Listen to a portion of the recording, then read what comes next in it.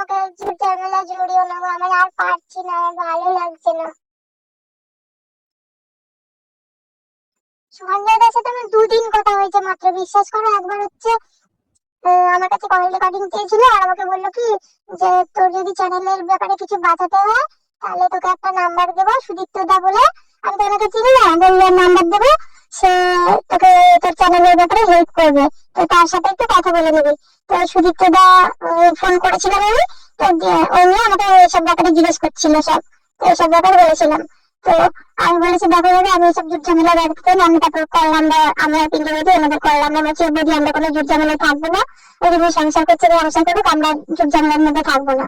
হ্যাঁ বলতে বলবো, হ্যাঁ কারো কল ধরার দরকার নেই, কেউ সুদীপ্ত কেউ গিয়ে সন্ধ্যার আগে কোন নোংরা মোংরা মানে ভিডিও ভিডিও করেছিল, মানে সন্ধ্যার কলে ধরবে না, বৌদি আমাকে বললো, আমি তারপর সন্ধ্যার কল ধরা বন্ধ করে দিয়েছি। আমাকে পরশু দিন সন্ধ্যার বেলা কল করেছিল, মানে বলছে যে কেস কেস টেস এইভাবে এইভাবে সেইভাবে, আমি বলছি তোমার আবার কোনো ক্ষতি হবে নাকি, বলছে না না আমার কোনো গায়ে চিনতে পারবে না, এরকম এসব বলছিল।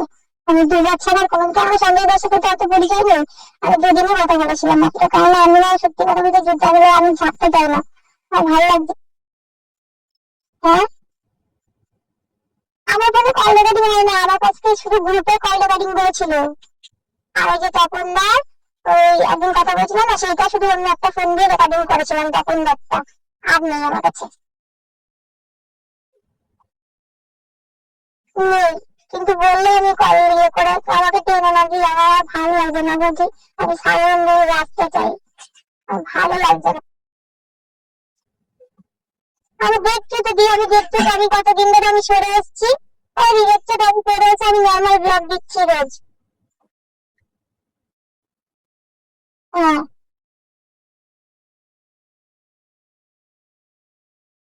আগে ওই ম্যাডামকে যিনি বললো তাই ফোন করে, যিনি বললো ওর ফোন জেনেছে, ফোন যাচ্ছে না, দিয়ে ফোন করছে, আমি যাক ম্যাডামকে দিয়ে ওকে একটু ধমকে দাঁড়াই, কারণ বাড়ি থেকে বেরিয়ে যাবে এই যাবে বলছে, ম্যাডামকে দিয়ে ফোনটা করালাম, ওই যা ম্যাডাম যদি ধমকে ধমকে দেয় তাহলে যদি একটু শোনে।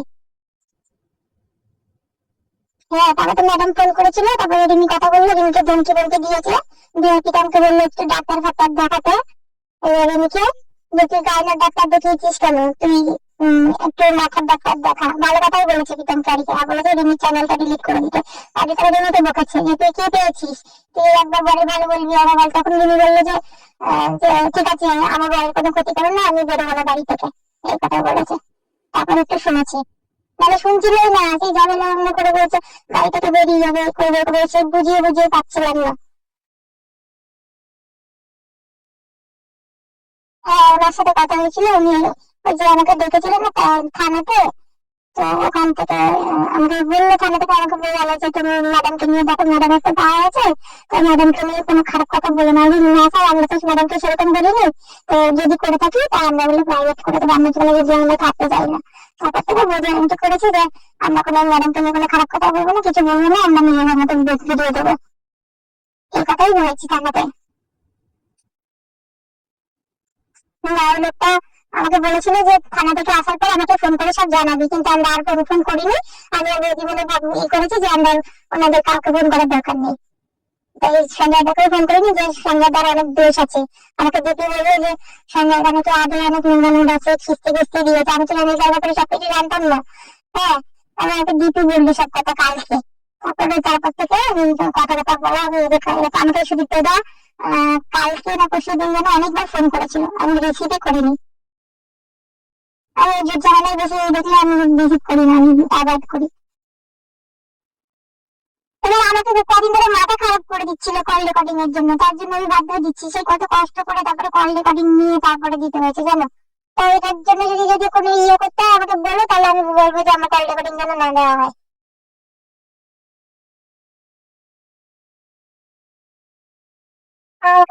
আমাকে আমার আর ভালো লাগে না, আমি আর নিতে পারছি না। একটু ঠান্ডা আছে, কিন্তু ম্যাডামকে দিয়ে একটু ওকে, ম্যাডাম একটু যদি একটু ধমকি টমকি দিয়ে করে, ও তাহলে চুপচাপ থাকবে বুঝলা। ওকে একটু ম্যাডামকে দিয়ে শান্ত করাতে বললো, ম্যাডামের কথা শুনে। বুঝলে আমি খারাপ ভিডিও দেবো না, ইয়ে করবো না, দরকার পড়লে আমি ভিডিও ভিডিও করে ম্যাডামের কাছে আমি সরি করে দেবো, মানে আমি সেই কালাকালি ভিডিও প্রাইভেট করেও দিয়েছি, ভিডিও করে দিয়েছে। বৌদিকে আমি বলেছি বৌদি প্রাইভেট করে দেওয়ার দরকার নেই, যে ঝামেলার মধ্যে থাকার। বৌদিও প্রাইভেট করে দিয়েছে।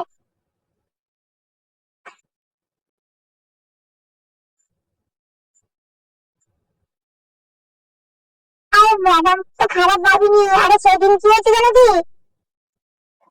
ওই দিন কি হয়েছে, একটা ভুল বোঝাবুঝি হয়েছে। আসলে ম্যাডাম বললো না যে এত বড় ঝড় আনতে হবে, এই হবে সেই হবে। এবার ওখানে গিয়ে দেখছি কি কিছুই হয়নি। এবার তখন আমাদের মাথায় আসলে না কিছুই তো হয়নি, ম্যাডাম খালি ভয় দেখাচ্ছে কেন। এবার আমাদের মাথায় না ওইটাই চলে এসেছিল জানো তো।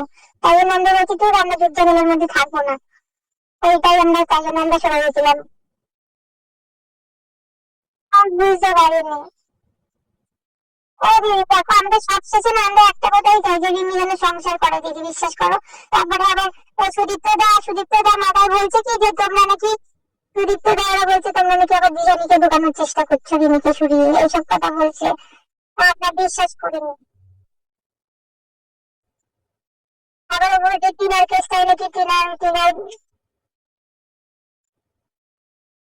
সংসার করার জন্য। না আইলে বলছে কি ম্যাডামকে, ম্যাডামের কথা আমরা শুনিনি, ওই জন্য রেগে গিয়ে নাকি দিশানিকে।